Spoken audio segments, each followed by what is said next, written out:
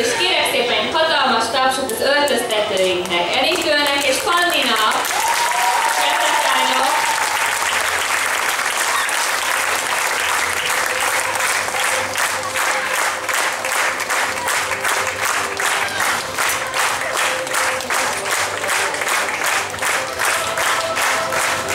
Enikő és Fanni, az öltöztető.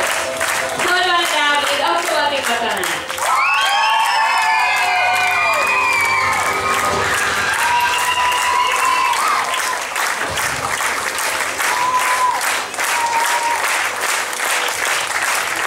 Vigó Bernadett és Lelényi tanársegédek.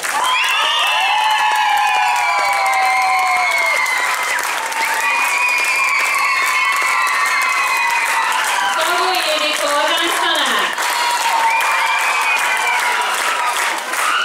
Bartók Renáta, tánctanár.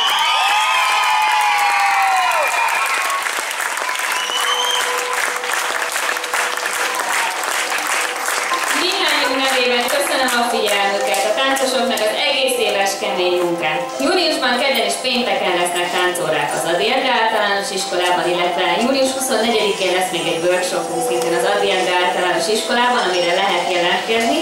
Lehet még jelentkezni a táborunkra is, ami július 2 és 11 között kerül megrendezésre. A Peszent Imrei Közösségi Házban működő tanfolyamok, azok még június végéig a szokott órarend szerint mennek tovább, a többi csoporttal pedig szeptemberben találkozunk ismét. Versenyzőinkkel és előkészítőseinkkel pedig augusztus 1-én kezdjük meg a munkát. Mindenkinek kellemes, élményekben gazdag nyári szünetet kívánok, és kívánom, hogy találkozunk jövőre ugyanitt az évzáró gálavisoron. Köszönjük szépen!